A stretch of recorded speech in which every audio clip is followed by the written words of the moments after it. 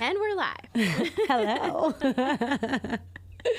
You guys, I'm so excited for today. I've actually been waiting for this moment because Michelle is one of my best friends. And as soon as I started this podcast, I was like, I cannot wait to interview Michelle because you have had a story and you are still writing your story. And I am just so excited to feature anybody with this story on here, but really like when you can see God working through that and the successes that you've found now on the other side. And so not just as a spectator, but as your friend, I'm just so proud of you, especially this last year. So we'll go ahead and get into it. Welcome to the Chase and the Truth, Michelle. Well, thank you so much. I'm so excited and I'm so honored to be here.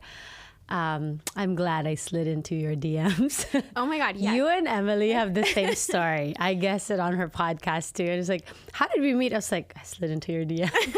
I guess it's my thing, y'all. Yeah. To find girlfriends. You know, it's so hard, I think, as adults to make friends. Because when you're a kid, it's like whoever's in your school, or, you know, when you go to college, it's whoever's in your classes or the sorority or whatever. Yeah. And then you graduate and you're past all of that. And then now you're like, we're all the friends. Yeah, we're all the ladies. I see with Anika. I take her to the playground and it's so easy. You just come up to someone and like, hey, do you want to play? Yeah. They either say yes or they start running around and they're like, okay, I guess we're friends. Yeah. But now you can't just go up to someone and be like, hey, do you want to be friends? Do you want to be my best friend today? Which actually, like, it doesn't happen. But I feel like with us, it kind of happened that way. It did. You know what?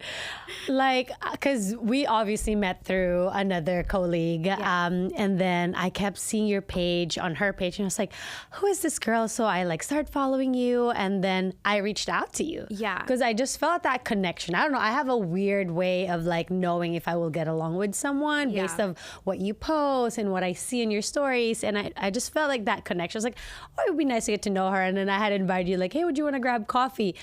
Our coffee date was our first coffee date together. We said coffee date lasted for like 3 hours. That is so true. We went to two hands. Yes, I remember. And I was like, I just went out on a date. I kind of found my new sister here in Austin. I'm like, that felt very refreshing. Yes. Oh my gosh, I remember that. That feels like yesterday. Yes. But we talked about everything. Year and a half, or no, more than. Has it been? Almost 2 years. Almost 2 years, I think. I feel like. And then we found out that we went to the same gym, and then yes, mutual friends. You just go at the 6 a.m. class. Yeah. One day you'll be there. No. I think whenever your body needs to go to the gym, that's when it's best. Whether it's 6 a.m. or 7 p.m. You know, my body cannot function very well in the evening if I go to workouts then, but I push myself during the community workouts, but I guess because we have the whole, you know, people, the vibe, then I'm there. Right. But I'd rather train between like 7 to like 10 in the morning. Past that, I'm like, you're gonna have to drag me. Right. You're like, is there gonna be coffee? Give me a pre-workout real quick. Yeah, something. Well, let's talk about your story now that that's a little bit of how we met. And then we just became really close over the last friends, yes. And I love that. I know. We just call each other to check in on each other. It was so organic. I feel like the coffee date, and from then on, I'm just like, okay, we talked about everything. Or we can also go like 2 weeks. I mean, just seeing each other at the gym or whatever, but then like, hey, like pick up the phone and like, hey, we need to talk something through. Yeah. Which I feel is the best friendships because being busy people, like not only are we busy, but you're also a mom, you've got a whole career, and it's hard to keep up with friendships. So I think that's like that's another talk for another day, for sure. But let's we have an hour. That's it. Yeah, we got to get everything in this hour. No, we'll have to have you back later. talk through some other things. But talk to us about, because I was actually shocked when I first met you. I just knew you as like Michelle, the realtor, right? Because I'm in lending, and it was a connection. That's how it initially, I think, started. And then we're like, wow, we're really good friends. But then you had this whole other life before the United States met you. So I would like, I think like a good title for you is like actress, athlete, and yeah, and then agent, or actress, agent, and then athlete, right? Forever athlete. Let's go, baby. Let's go, Corey. Shout out, Corey. Yeah. But yeah, you had this whole other life before. Yes. Anybody here knew you. I actually didn't know how famous you were until we were sitting. I'm like, this girl's famous. She's just a normal person. Yeah. I'm normal. I swear to God. Yeah, we're at a restaurant, and shout out 1618 restaurant, and one of the servers there was like blown away. They're like, "Oh my gosh, I'm serving you."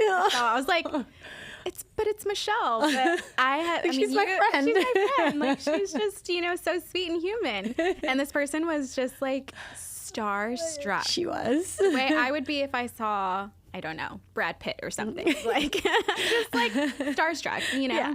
And I was like, wow, you really did have a whole career in the Philippines. Yes, I did.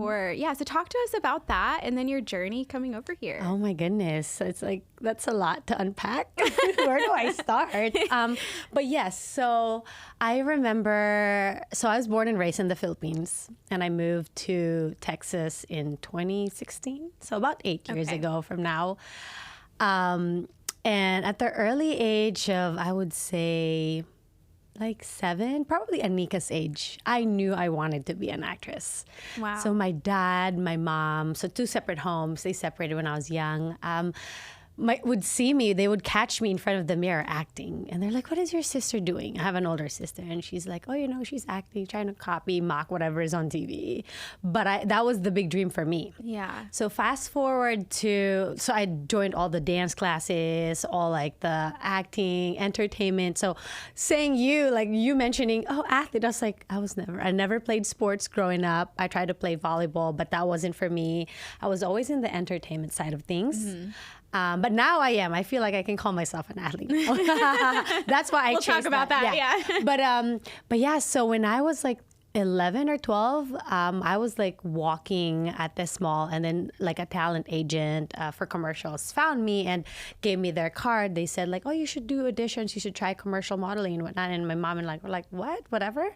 So I did my audition and then booked my first lead commercial for like Johnson & Johnson. Wow. Baby cologne. I was like the only teenager surrounded by babies. Wow. So I was 12 or 13 at the time. I was probably a year later after that. So I was like 13 years old. And then it started from there. At like 15, they had this reality show called Star Circle Quest, and it was like American Idol but for acting. So in the Philippines, if you're an actress, you're also able to like dance, host, kind of like a well-rounded, celebrity. So I had to like sing as well and dance. So in my auditions, like I went through so many people like auditioned for this first reality show, and I made it to top 10. I was like top 8. Wow. So think American Idol, like lining up, and then top 10. So and this is everybody like double, triple threat. Like these are people that have all the skills. Yes, wow. Yes, exactly. People wanted to like be an actress and all that. But for me, I wasn't thinking of I want to be famous. It was always like the craft of like I want to be an actress. I want to perform because I enjoyed performing. Because like I would always like play dress up and do all these things. So. And that's where it all started. So like got the reality show, and then from then on, that was like my bread and butter for like 13 years. So were you making money like right off the bat once you started that? Like how did that? I started making money at 13 years old. It wasn't a lot to start with, but when I was 18, that's when I got my first, 18 or 19, got my first guaranteed contract with the TV network. So I had a 5-year contract with them. So regardless if I was filming or not, I was getting paid. So imagine being young, making good money for your age. Yeah. I felt like on top of the world. And I just did whatever I wanted in life. I made bad decisions as well. Well, you have young age, and then you have money, but then you also have the fame. And I didn't think of it that way. Wow. But I would say, though, seeing myself now, I could honestly say, like, obviously I've changed so much, but I was a bit more, I feel like arrogant in my younger years. Not saying like, oh, I'm an actress. I've never said that in my entire life. It was more so like, oh, I make good money. I can do whatever I want. Yeah. You know? You like had another level of confidence. Yes, for sure. Yeah. For sure. But security too, because you're like, I've got it. I'm making the money. I was insecure. You'd be surprised because that's why. Because in the Philippines, in Asian countries, especially the Philippines, they favor like more like fair skinned.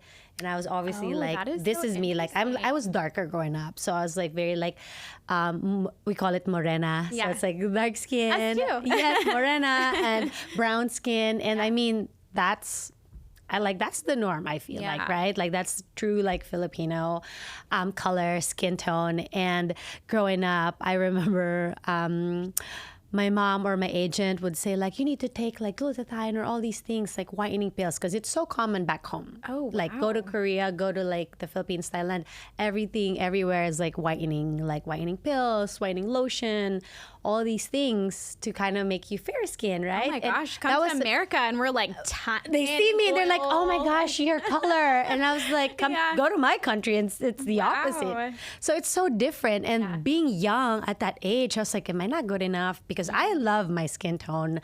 I never wanted to like change it. Yeah. But everyone that surrounded me was like, you should do this so you'll book more projects, so you get the lead roles and all of these things. And then being like young, having those insecurities that you're not good enough, and then pitching you against all these other girls at that time. That's why also I had like breast implants at the time at like 18 years old because I was like so insecure seeing all these like girls' bodies. Comparison. Yes. So I was like, oh, maybe if I get, my breast implants, I'd look more like sexier, whatever, then I would probably get the part. Right. It did boost my confidence at that time. It's probably what I needed. Very superficial at the time. But then 10 years, 12 years down the road, I was like, it's no longer me. I did that for the wrong purpose at the time. Because obviously I was younger, I was insecure. And hearing those things in the past was just like, okay, I need to be ahead of the game. You kind of wanted to like chase that What's too. that competitive edge that I can do? Yes, to book the next project. Right. Because I want to be that person. I want to perform. I want to do all these things. So I was very like, I was like very driven. And still are. I still am, but I'm very like ambitious. I knew at such a young age that I wanted to be in that field. Wow. What an amazing childhood to have. Because, I mean, you were still a child, right? At 18 years old. Yes. I mean, thinking about it. Yeah. Now that you have your daughter, you're like, I'm 35. I'm like, I was a child. Yeah, that's so crazy. And to have handled, I mean, that is so much more than even, I would say, your average everyday teenager like I was growing up. I didn't get to experience the normal like childhood, I feel. Yeah. You did? I didn't. Because I didn't, and I mean, I didn't go to college. I didn't finish school at the time. Yeah. Obviously, I got like my GED and whatnot. But coming back to like, oh, how did you feel when you were younger? It's like, oh, I felt like, oh, I didn't need to do anything anymore. I didn't need to go to school because I was already making money at like 15 years old. And back in the day, I didn't have a very good relationship with my mom. So like at 16 or 17, I moved out from our house. So I've always been very independent. I think my driving force was, okay, this is how you guys view me. So I'm going to make sure that I'm not going to ask for any like favors until I make it. Yeah. So that was like my driving force before. Some pride. Yes. It's like, oh, I'm moving out. I'm not coming back and ask for money. Yeah. And I think I really made sure that, oh, I can't go back. Right. I'm going to make it happen no matter what. Yeah. Not to like make someone feel bad or like, oh, hey, I did it. But like, it was more for me. It was my inner dialogue. Yes. Wow. I just can't even imagine like having to, I don't know what that lifestyle would look like, and then that's your foundation. And so how did you end your acting career? Was it just something that you're like, this is not for me anymore? Did you have new dreams that came up and you're like? I was probably going through a quarter life crisis at that point. And I've lived in the Philippines for the rest of my life, right? Like born and raised. So I I've always known, I guess, deeper to my core that I love to travel. So I've traveled even before coming to America to live here. But I've always wanted to experience living outside of my country where I wasn't sure. I didn't have a specific destination. Yeah. But I think when I was like 24, 25, I was like, I've always loved cooking. So I took my culinary studies. You are a great chef. I've yet to eat your food. I need to like in your social media. Yes, I need to cook for you guys. We'll put it on the calendar. Yeah. That's what Corey says too. It's like, we need to try the cooking, Michelle. Him and Kat. You just post it on your social media, and I'm just like drooling. Miranda's just lucky to get all of it. But yeah, so I took my culinary degree when I was 24, 25, and then I wanted to obviously train, do my like internship abroad. Texas is probably not the first place you think of when in terms of culinary. You probably want to go to Paris, New York, or California, right, to experience that. But then at the time, I was still filming I was still shooting a TV show. I was still very active, and the dates were just not lining up. So whenever they offered Austin, they're like, hey, we actually have this program. You go to the Marriott Hotel in 2015, 2016 when I moved here. Is that okay for you? And I was like, perfect timing. So they had to like kill me in my TV show. Oh my God. I was like, oh, she's leaving us, so we're gonna have to find a different story. That's actually really crazy, because here, if you're transitioning jobs for a normal job, you're like, oh, I'm gonna put in my 2 weeks. Yeah. Right? Like, how did that work? Did you tell your producers like, hey, you got to rewrite the show because I'm not coming back? Not coming back, but I was like, hey, there's a possibility. So I have this they knew that I was filming the show.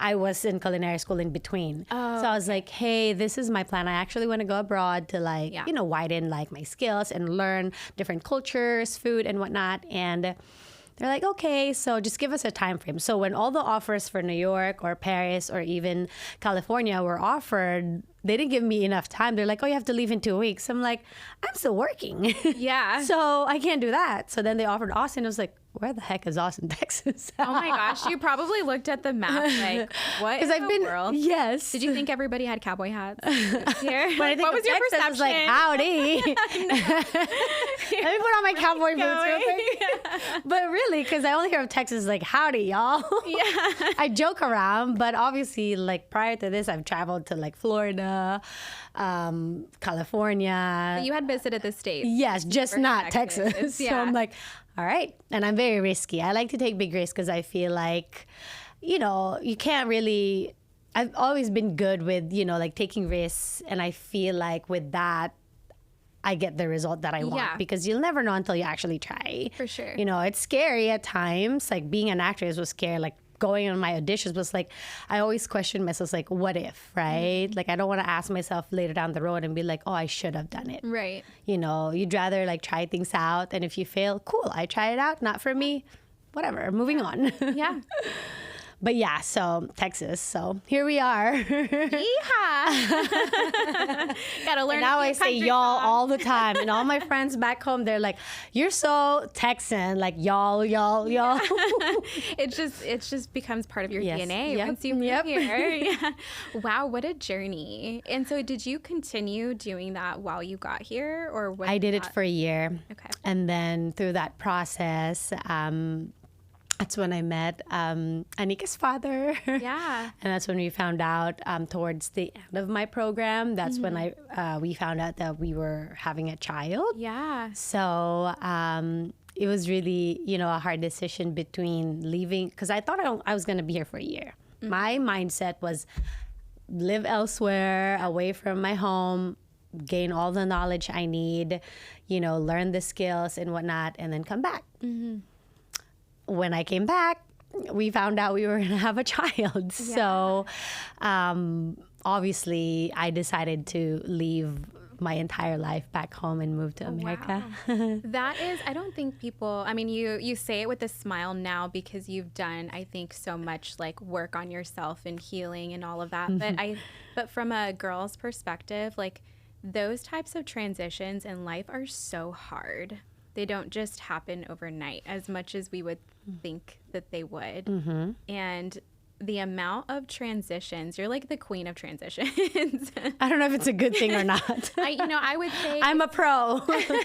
I would say it's a phenomenal quality to have in life, because you're going to have to make transitions whether you want to or not. Everybody is. Yeah. And you can either do them with grace and a little bit of grit, or you can like fight it the whole time and you'll be stuck in a rut all your life. But especially me, like watching you over the last year, just continue to dig deep and like reinvent yourself. My respect for you is so much, like more than you could ever imagine. But also hearing your story, like that is hard. Leaving a country, like imagine, I can just only picture myself like, oh, I want to move to the Philippines after living in the United States for 30 years. Yeah. Like pretty much like what? 26, 27 years of my life was back home. Yeah. And then like, so not only experiencing a totally new culture, like I was culture shocked coming from the Rio Grande Valley to Austin. Like, I was like, oh, this is how they do it over here? Right. Yeah. That's only a 5-hour drive, And I'm over here across the seas. Yes. And so just the culture shock in and of itself, and then transitioning career, and then finding out you're a mom. Motherhood. Like, that is a lot of transition. And to see you on the other side, like, what are some of the things that you learned through those transitions that if somebody is going through that today, or what would you tell yourself back then after knowing this story? Honestly, it's so crazy how you're like, oh, you're so inspiring and all these things, but you are right. Like I did the inner work. I feel like the transition didn't just happen overnight. And for me, it took a lot of self-reflection to like, why am I doing this? Or why do I feel a certain way? Because obviously when I moved here, there was still a lot of, one thing I realized, especially during the pandemic, I realized that I had so many like unpacked like baggage, like unhealed traumas. Yeah. And it showed while I was, during my marriage at the time, during COVID, during motherhood. And I think because I was resentful towards a lot of things, and I feel like I shared this on my social media about like abuse and all of that. And I feel like that stemmed from that. I think that's where I truly found like, being strong and having that grit to like fight and move forward and to forgive people. So like, I think I went through like my rebellious phase as well, like in my younger teens. Like it started like 15 to like, like maybe like 5 years, like 16 to like 20, I would say.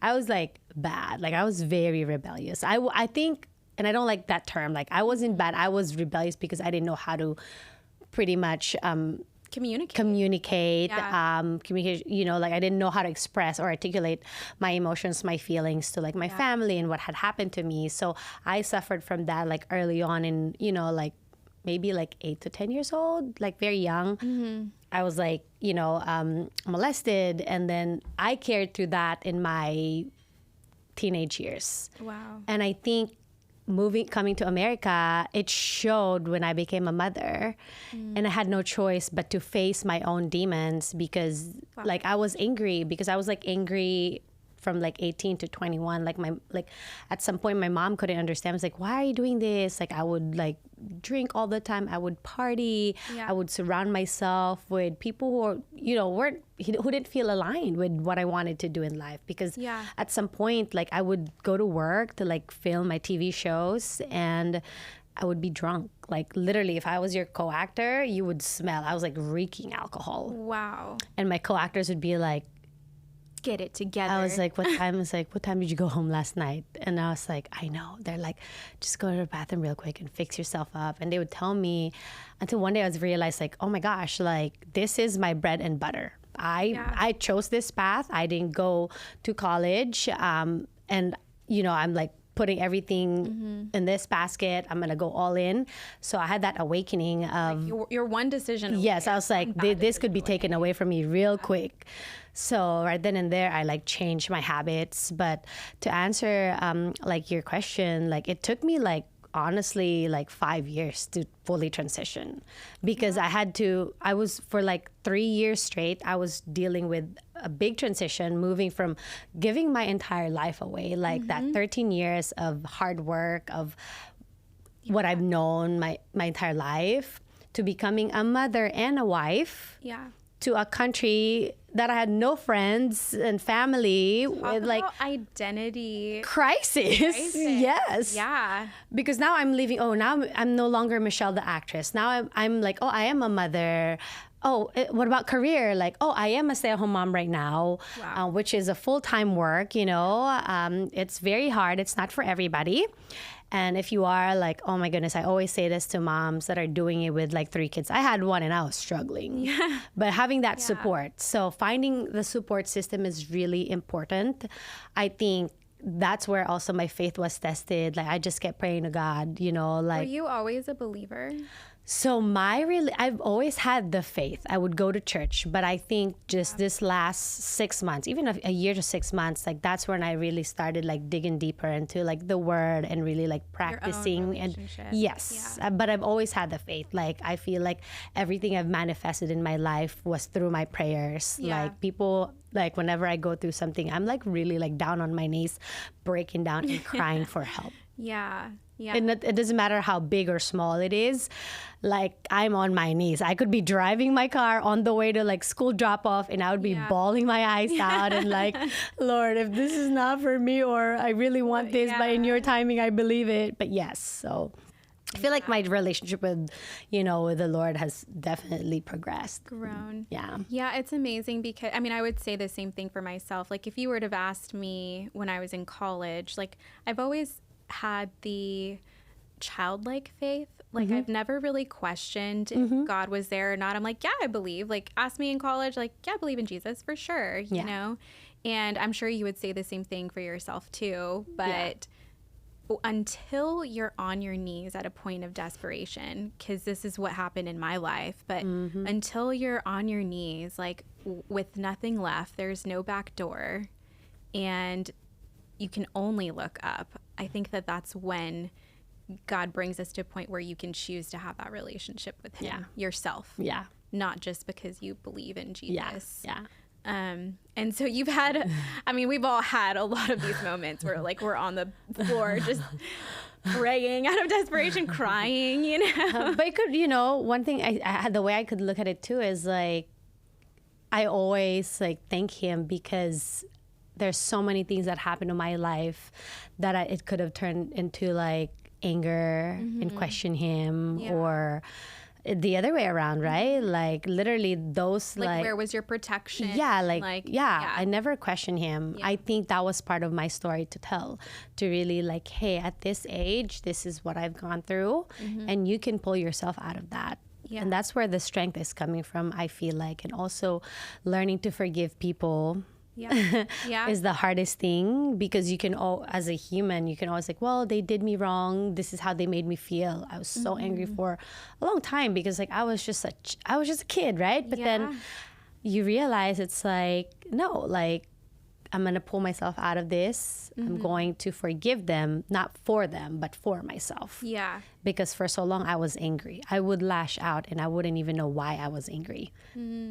And I didn't like that feeling. Yeah, you're like, where is this coming from? Yes, I did not like that. Yeah. So holding on to something that hurt you is definitely not going to help you heal. Yeah. And it's not really going to, it's not getting you anywhere in life. Yeah, that's so true. There are so many people that you'll see them when they're 70 and 80 years old, and they're so bitter. And I think it's because they've held on to something that's just caused them to be so angry all their life. And doing the work now in our 30s so we don't end up like the grumpy old person, but more of a person that's just filled with so much joy and grace and peace that you can like share with your kids and grandkids, like why you are the way they are, and they can admire you at that point. But you're right. I'm just like shocked because your identity could have easily just stayed with acting, and then you were forced to switch that into like motherhood and your identity being in motherhood, but then also like coming to a realization that like for some people motherhood is everything. Which is, I mean, it is, but also like your identity doesn't rest, and it's biblical. Identity doesn't rest in anything other than Jesus. Yeah. And until we get ourselves to a place and understand that, I don't think that we have full peace. And I see you today. I mean, you say 6 months a year, and it literally was like just over like 6 months, about a year, where you just my heart was broken a couple of times, and I'm like, Lord, help me. I need you now.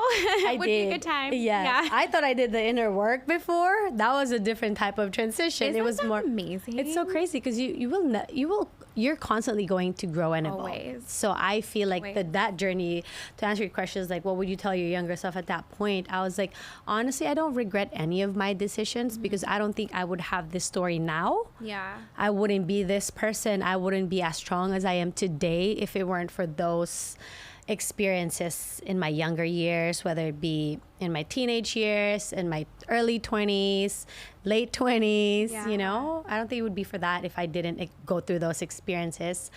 But I do know now, like, I've set those boundaries, though. I know, like, knowing what I know now, I would just tell young Michelle to, like, really take her time.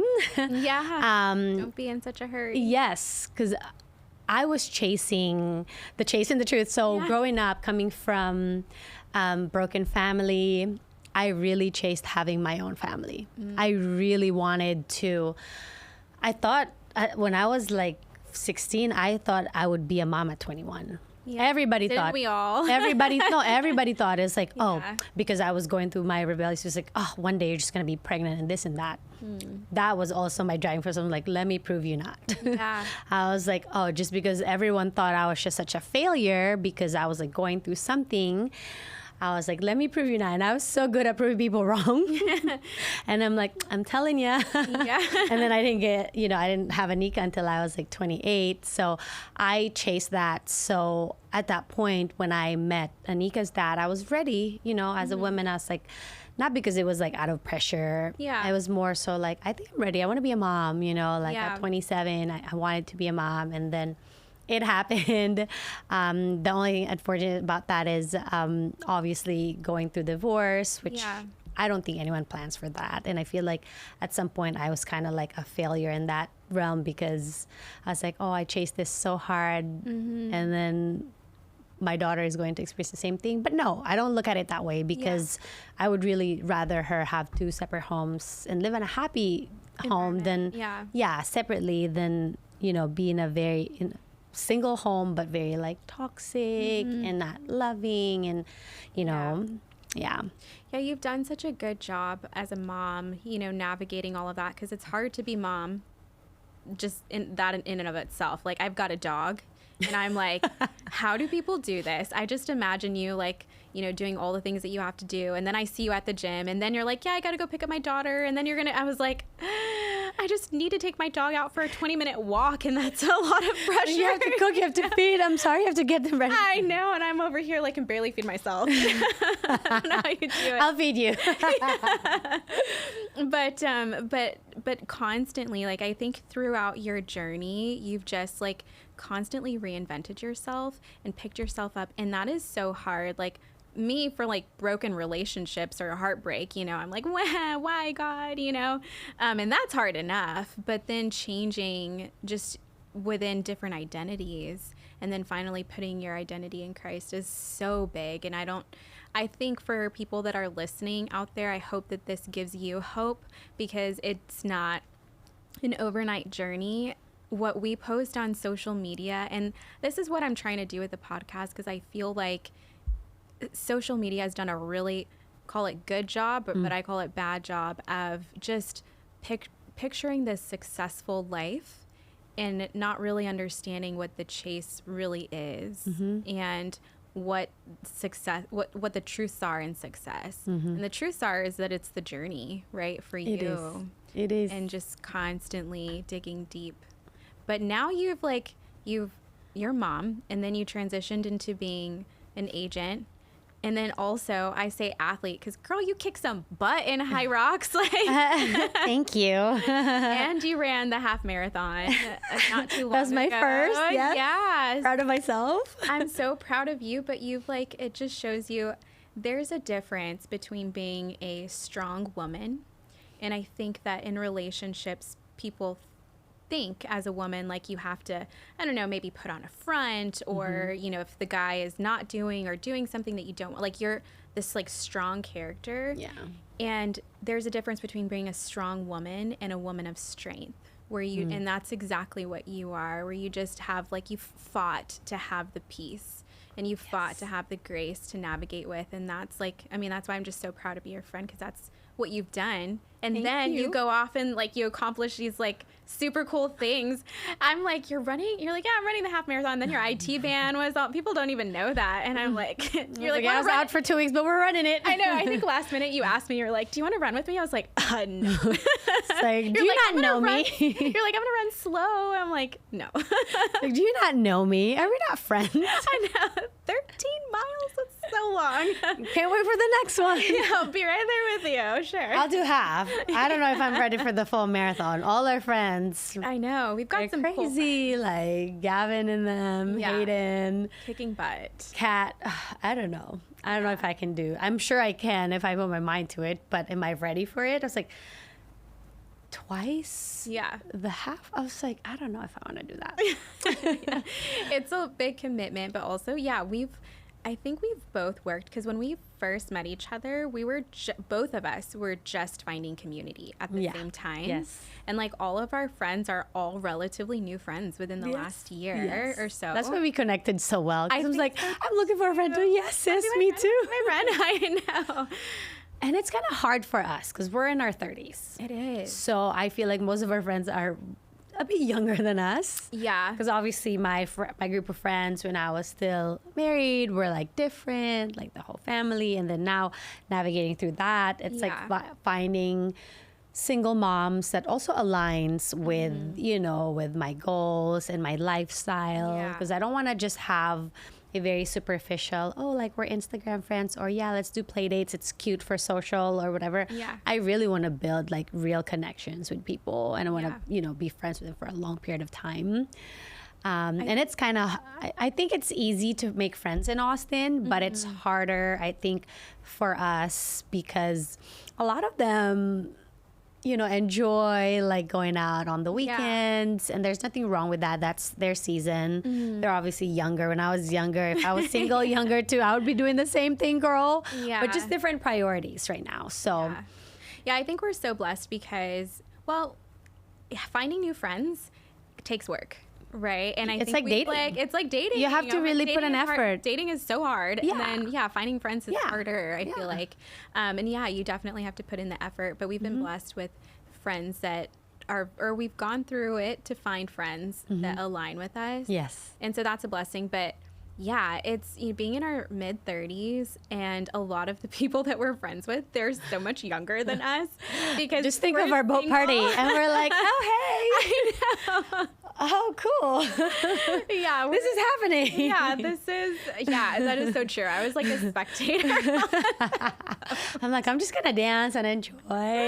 Yeah, it was so fun because you're in good company. But yeah, it was very, young, but just thanking God for the seasons of life that we are in, and taking it as a blessing. And also, like, for a while I would question God because, like, my question to God was, what haven't I not done to, like, have a like, I feel like I've done the work, I've accomplished this, I did this, I wrote this, like, why hasn't that next piece happened? Because as a woman, we're like, who's gonna be the man we're gonna marry, Yeah. And that thought can, like, be in your mind for a while. Yeah. And then as you go out to different events, you're like, is it that person? Is it that person? Is it that person? You're always like, that's the question. And I think my question was like, what haven't I done to, like, earn that part? Yeah. But I think it's more so that not what you have or haven't done, but God is using you for a much bigger purpose. during this season. And the same thing goes for you, because I don't know if you would have continued to reinvent yourself the way that you have. I don't think that you would have had the relationships that you have today if that had happened for you. Yeah, I rushed. Yeah. I did. Like, that's why I said, Michelle, slow down, the younger me. But I think you're in the waiting season. First of all, you are an amazing woman. Like, and I tell you that all the time. I tell you, Miranda, like, you guys are so amazing. Like, you inspire me. I was like, you're beautiful inside out. Like, you have such a good heart. Like, you're beautiful. Like, you are successful in your own way. Thank you. And I feel like God is just using that time for you to really, get to know yourself. And he's preparing the right man for you. Yeah. I did, because a part of me, like, after, like, I went through divorce, and then I got into a relationship right away. But then after that, it wasn't a bad breakup. It's just, like, just the circumstance, like, moving, being in military life was not really right when you were going through that, was not really. I realized that, I'm not gonna go through this transition again, and that was, for me, I gave myself that option that I didn't give before, that I didn't get in the past, where is this really the path that I'm going for? But this time I made sure that I'm going in the right direction for myself and for my daughter. So I had to kind of like set those boundaries early on, because if I just used my heart, sure, I'll move everywhere, but I've already done that. And I feel like that, honestly, that relationship taught me, it was really God's way to like show me what a healthy relationship looks like. And I say that. So up to this day, I'm still friends with my ex, and I'm so blessed that he came into my life at that point after like my divorce and whatnot. And it really taught me how to have a healthy relationship, because I've never had a full healthy relationship. So that's why I had my pattern of like, toxic relationship, move on, and carried through that my entire like 20s, you know. And honestly, last year, after all the heartbreaks, maybe I like kind of like opened myself up again, and then got hurt with situationships. Oh my gosh, but it's like, but I look back and I know now that that needed to happen, because again, God was speaking to me. Yeah. This already happened to you before, but you don't want to listen to me? Okay, let me hurt you again. Right. Maybe you need a second time to realize that, hey, I have something better for you. Yeah. And sometimes, so I got tired of just going my own way. And yes, I would pray, I would do this, but then I wasn't obedient to, his words. And I was just like, just because I like this person, he may not be the right person for me, but because I want it, I feel like what I need and want, then I go for it. But God's timing is different. So I really like hammered through, like, for 6 months, like I wasn't on social for a full month. I was really like, I was kind of like depressed for like 2 to 3 weeks. And that's why I went off social, because I was like, I needed to change, to really like listen and obey him, because I feel like I've gone through, all these experiences in my life. And what else do I need to experience to actually, hear him out? Yeah. And listen to him. I was like, you are really stubborn. I was like, I give you grace. Like, we've transitioned multiple times, and, you've gained strength through that. But like these last couple of experiences, like, let me knock you down real quick. And I listened, and I finally like obeyed him. And I feel like now I'm just in a much better place. And I'm just, in terms of like friendships, like career, I really feel like a lot of blessings are coming my way now, because I really like surrendered my life to him. Yeah. I really listened this time. I really obeyed him this time around. Well, it's funny, because I think that when you're walking with Jesus, you have, like, call it your gut, call it your intuition, like, call it whatever, but it's the Holy Spirit speaking to you. Yeah. And I think we all hear that voice, like, whether it's relationships, whether it's like a career move, whether it's just like, should I do this today? We choose to ignore it. We choose to ignore it. And what I've learned based on like my previous toxic relationships is like, the sooner that because I got those feelings like so early on, but I know now, the sooner that you choose to obey and act on that feeling, the sooner those blessings will come. Yes. And I mean, I've seen it in your life. Like all of a sudden you're like, oh, I got this booking. I got this. I'm doing this. And you're like in Dallas. And I think you went to Oklahoma or something. To shoot for, yes. And I was like, he's like, what are you doing in Oklahoma? I was like, girl, it's for work. But I know. yes. It was like one day. I was like, I should have gone with these. My sister's over there. But yeah, I was just like, oh my goodness, you turned the dial in your life because you chose to truly like walk in that obedience. And I really isolated myself for a time. I was saying no to a lot of things. Yeah. I was saying no to partying because again, there's nothing wrong with that, but with my own journey, it needed to happen. I was like, no, like during summer last year, oh my gosh. It was a summer? It was, yes. Girlfriend, let me tell you. But after that, I was like, what am I doing? It's so unfulfilling. Yes. Yeah. And to me, success now, like, yes, I've had success in my younger years in terms of like career. I experienced like being young, making money and all these things. And even though I don't say fame, like it's there. I can't deny the fact that yes, you were famous because everybody was like, oh, she's a famous actress. And I'm like, and I feel weird. And people are like, why are you doing that? I was like, I don't want to hear it. I was just like, stop it. You know, I feel embarrassed because I was just like, it's not me anymore. It's like, but you're still Michelle. And I was like, well, I appreciate that. Yeah. So I must have done something right because people still love me. And yeah, like I had to isolate myself. I had to check in with myself too. Because again, my relationships in the past, I would just blame people like, oh, it's your fault or whatever. But I was like, I had to like, you know, take accountability for my actions as well. Right. Obviously, I was unhealed, so hurt people. Yeah. So I was also not operating in my best behavior in my younger years. So people would probably be surprised. Like maybe my exes in the past be like, who is this girl? They'd be like, who is this lady? I'm like, well, the one that got away. After all the work, I could initially say, and I was like, the one that got away, sweetie. I'm just kidding. I say that now and not for anything, but because I really did, you know, the inner work, like to really, you know, to look at myself and, okay, I'm no longer bringing this into like my future relationships, setting boundaries for myself. Communication. I struggled with communication. Like, I guess that stemmed from, you know, my family. We're not used to communicating. If something was wrong, like in the Filipino culture, if something was wrong, sweep it under the rug and everything's fine. You go to church, you go to dinners, you go to lunch, whatever, happy family, and then you get home. There's all these different layers. Yes. And I just never, you know, because even mental health is still sort of a taboo back home. So no one really dealt with, oh, I feel like depressed or I'm sad. They're like, oh, let's just go out and drink or whatever, or like just whatever, like do something fun and it'll go away. Yes. And you're like, yeah, it does for 5 minutes. Yes, you're trying to distract yourself. Yeah.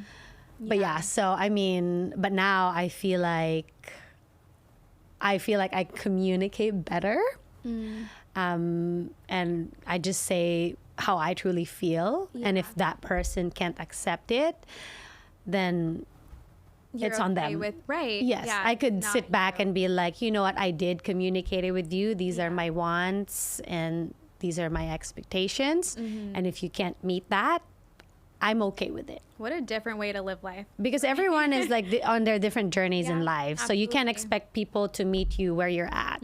Some people may take longer. And if I've done the work and they're just starting to do the work, do I want to wait for that person? I also have to decide for myself. It's like, is this the path I want to go?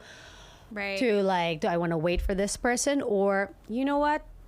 You're a great person. You're amazing. Love being your friend, but I'm going to keep moving forward. And, you know, good luck. And there's that. And that's where it comes from, strength. It's amazing because, I mean, there's several organizations, and we know Forever Athlete with Corey, what he's doing with athletics, and then Nate Boyer, with what he's doing with athletics as well as military.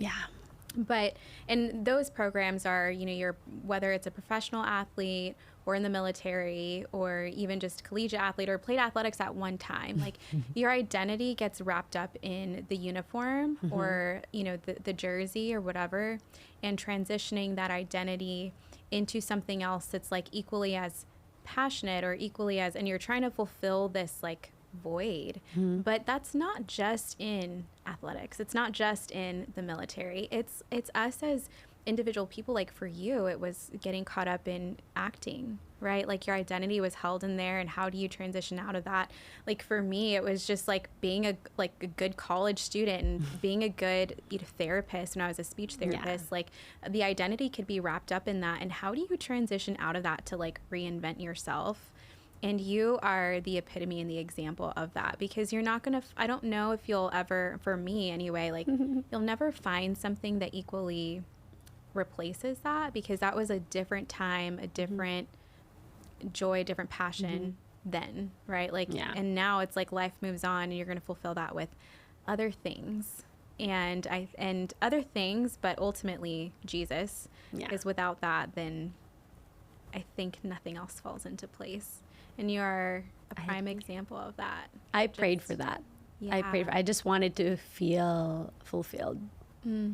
And I know that your day-to-day, it's not always going to be fulfilling, but it's still something on purpose. Right. And for me, it's like finding my purpose. You know, like I never thought I could be a full-time mom, because back home we had nannies. We had a lot of help back in the Philippines. So we've had drivers, you have maids that help around the house, you have nannies for your kids. Yes, you still parent and take them to activities, but you get a lot of help back home.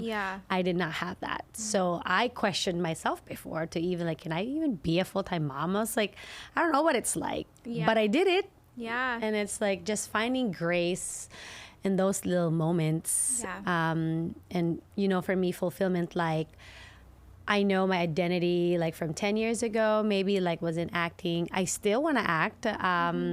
I still want to pursue that, but it's no longer my identity. Like Michelle, the actress, like I just want to do it to fulfill my heart, because I miss the craft. Yes. Same goes for fitness. Like you mentioned, like, and I said earlier, I was like, I was never an athlete, but I find fulfillment in finishing a marathon, because I was like, I know I did put the work in. It's an accomplishment, and I'm so fulfilled by that, because I was like, I can do hard things. Even high rocks.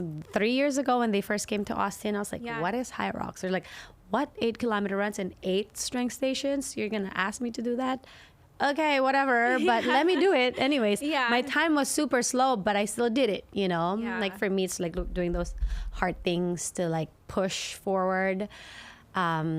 But yeah, I feel like, I don't know. I have so many stories. You have so many stories. Like an hour is not enough. It's not enough. No. You did amazing, just like pouring your heart out and showcasing like your story. And it's not that it's just your story, but other people can have that story if they choose to do the work. And I'm so excited for anybody that's like willing to take that initiative like you have.